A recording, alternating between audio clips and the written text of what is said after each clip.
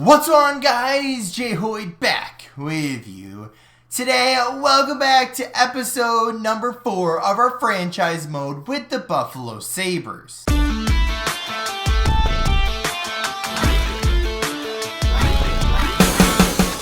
We are back here at the middle point of the year, and even after we made some upgrades, things are starting to look good, but still we are not in a good spot. So we currently sit 18 points out of a playoff spot.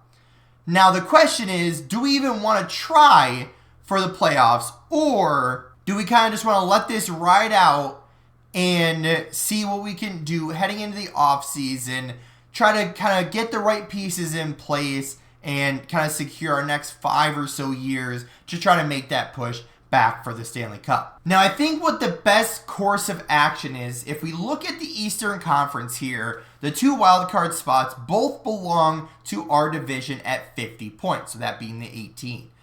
Now, even after that, we still have the Senators above us at 38 points. But then you go look at the other division, the Metro Division. You have everybody in that division that is better than us. So we currently sit second, tied for second to last in our division, and tied with like a bunch of other teams for second to last in the league. So we made some good progress. We have some wins. We upgraded our team. So things should be turning the corner soon. But at the same time, we want to be a little cautious with securing our future by not just giving up everything. So I don't know if that really made sense. But my goal this episode, get through the trade deadline and kind of build from there. So we have a good break here. Let's get a couple of weeks more under our belt here. And like I said, we are on a good track here recently of winning some games. So I want to keep that going. So, okay, we have a trade offer here. So we're not going to take that trade. I mean, it was basically a second-round pick for Johnson, who was one of our younger defensemen, and Kyle Okposo, which, you know, might have not been the greatest of trades anyway. But right now, we just didn't really, care about that. So, okay, so that we got 4 more points. So now we are 12 points out of a playoff spot, and I think that's going to be pretty close to a final decision going for the rest of the year here, because I don't think we're going to end up making a good enough run here. So a third for a third. So a third next year or 2 years from now for a 25 third, and we're swapping defensemen. That trade doesn't really benefit us either. So it would have been swapping like a third line defenseman from them, swapping our picks, for a guy that isn't really doing that. So okay, so 2 second-round picks for a second and a third and Okposo. So we would want to keep our second because that's going to be a good pick.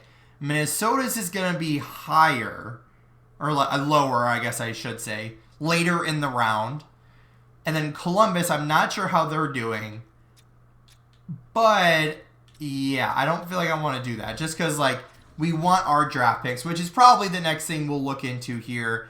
Some trades. Let's get, I guess, a little bit farther here. A few more games under the belt, kind of secure the rest of the year here. So, Gergenson's in a 7th for Fleury and a prospect goalie. Not really feeling that one either. So, lose a couple more games, 46 points. Yeah, are we last? No, second to last, tied with a couple other teams. So, that kind of secures what our fate is for this year. So let's take a look through the stats, and not that we're really trying to get better right now, just to kind of see what is happening. We'll go through it kind of quick, where our defense is struggling, that's for sure. So Thompson, Skinner, Tuck, all doing fine, but again, that's our top line. Peterka, Middlestat, and I think it's Benson on our second line. Obviously the plus-minus goes way down there. Quinn, Wheeler's doing okay. Olofsson's struggling big time this year. But we're definitely going to have to make some trades. Guys like Wheeler that we signed for a 1-year contract, is going to provide hopefully some pretty good trade value to get back a decent return. Defensively, holy cow. This is what I'll never understand. how come our top line of Dahlin and I think it was Larson, pretty good plus minus. Obviously, Dahlin's been here longer, but our second line of Power and Yokiharu, minus 30. And then our third line, just absolutely crazy minus. Like, I don't get that. So Fleury's another guy that we're going to trade away to. Just, again, 84 overall. That should provide us some good trade value. So we're going to look for some trades, try to get back some prospects and some picks, and kind of get rid of those older pieces that we can get back. Either younger pieces or prospects, or, more importantly, prospects and picks. Our first trade is on your screen now. We used the find trade feature to get this one because Fleury didn't have as much trade value as I thought he was going to. So the Arizona Coyotes ended up offering a third round pick and some random unsigned center prospect in exchange for Fleury. Now, when we do trade Fleury, we're going to need another goaltender in the NHL. And this year, I don't want to bring up Levi just because this isn't really a good year to bring up a young goalie where he's not really playing for much. Now, or the other argument is you bring him up, but he doesn't really do well. Is that worth it? I don't know. So we're going to sign another goalie probably from the free agency to some random kind of guy that we can throw wherever. But Fleury, thanks for your service. You're a legend. But, in this case, we're going to move on from you. Third round pick and a random prospect. Sure. So we have our second trade on your screen, and this one, we're going back to our last franchise mode video, or our last franchise mode from last year, with Perreault and, I think, what's his first name? Is it Jacob? Yeah, Jacob Perreault, so a good young right wing from the Anaheim Ducks, who has pretty good potential and has the ability to put up some points.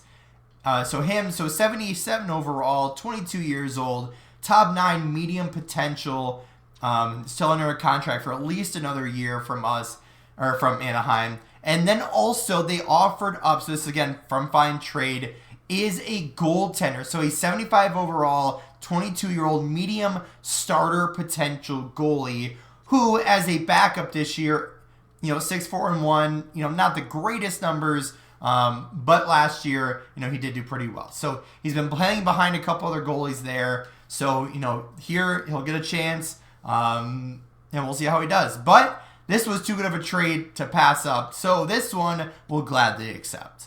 So our next trade is on your screen now. We're sending Kyle Okposo back to the team that drafted him in the New York Islanders in exchange for a fourth liner, Hudson Fasching, fourth line guy that is a little bit younger. Not really going to be too worried about it. Just something to give a different look to our fourth line. Will that go through? Yes, it does. On to the next one. So a recap of what just happened. So I wanted to send Zach Benson down to the AHL. Unfortunately, he is not eligible to be sent down to the AHL. Why? I have no idea. But then my next thing was I wanted to send Olofsson down to the AHL, put him on waivers, not really expecting anybody to put a claim on him, but apparently the Columbus Blue Jackets did want him, so not really what I wanted to do, but I'm not super upset about it. So it does give us a chance to bring Krebs up. Olofsson was not doing well, on our team, so we're going to keep Krebs up there, and we're going to keep Benson up there, and I guess that's where we are now. So once again, for the third time today, our next trade is on our screen now. Eric Johnson going to be heading over to the Carolina Hurricanes for a prospect right defenseman along with a third round draft pick. In this year's draft, this one, we used the Find Trade to kind of get a hold on what his kind of value was, and then we found a defenseman that I've never heard of. So, you know what? Let's give him a shout and see how he does. But Carolina will accept this one, so on to the next one. So we ended up throwing in a second round pick next year from the Dallas Stars, along with this year's third round pick, for Dumoulin with half of his salary retained and a random 7th round pick from 5 years down the road or 3 years down the road, whatever that is. And they will accept this. So this is a big trade. We get another couple of picks in this one. So a big trade for us. So we are on the verge of a pretty, not big time trade, but we have an excessive amount of third round draft picks this year. So we have, how many do we even have? We have 4 in total right now. I'm going to try to trade away 2 of them, along with Girgensons, who is our 4th line center, a random prospect that we acquired earlier, and a 6th round draft pick over to the LA Kings for Matt Dumba and a 6th round pick from this year. Dumba, although doesn't have the greatest stats, does fit in our lines, does fit, and has the potential to be a decent defenseman for us. So we'll just go through. There it is. So we have acquired a top 4 defenseman. So following the trade deadline, we had a pretty good deadline, if you will, right? We got rid of a lot of our older pieces that not necessarily didn't have a future with us, but in order to get where we want, we kind of had to move on from them. So our team's going to look a little bit different here. And if we look at mainly our bottom line there. So Yost was our left wing on the 4th line. We traded away Girgensons in that deal for Dumba. But we have TJ Oshie now, who we acquired mainly as a cap move. Hudson Fasching, who we acquired in one of the trades as well. And then our defense looks half different, right? Dumba's now on our 2nd line with Power, Clay, and Yokiharu got moved around. So I guess 2 out of our 6 defensemen are new. And one of the biggest changes is no more Fleury. Now we have Levi. So we made a decision to bring him up, and he'll compete with Luukkonen for the starting spot for the rest of the year. Of course, we do lose some big pieces in the process, but I do believe that is all part of the rebuild here in Buffalo. But since there's nothing really to play for right now, let's ride out the rest of the year and hope we can learn a little bit of something. Give the young guys a chance to build their game, to learn how the NHL works, and figure out what's going to happen next year. So with a final record of 27, 50, and 5, we succeeded, I guess, if you will, with being the last team in the NHL. Now, of course, let's do our normal, end of the season review here. And obviously nothing went right, but what did go right, if anything? So somehow our first line remained positive for the most part. Everybody else, though, did not. Minus 47 from Cousins. Oh my goodness. So the new guys came in, did what they could, but I wasn't expecting much from them. Oh my god, minus 58. 58? Oh my gosh. So obviously these guys will be back next year. We'll figure out something. Levi, again, not that he was in a good spot to begin with, but he's been struggling since we got him, right? So, ever since, this was the first year before we even took over. But last year, a couple of years ago in the AHL, didn't really do well. This year in the AHL, he wasn't doing well. This year in the NHL, he's not doing well. So I know he's a good young goalie, but need a little bit more from that. Our goaltenders in the AHL did okay. I mean, nothing really too over-the-top impressive that we really should shout out here. I mean, Savoy, one of our first-round picks from a few years ago, doing well pro up there. I mean, our young guys are learning, they're playing. But both of our teams ended up missing out on the playoffs. It went down to the wire with our AHL team in Rochester, but just didn't end up working out, right? They failed at the last possible second. And it looks like our Stanley Cup final is between the Minnesota Wild and the Toronto Maple Leafs. And something you'll never hear in the more recent future here, or more distant future, is the Toronto Maple Leafs are the Stanley Cup champions, which never going to happen.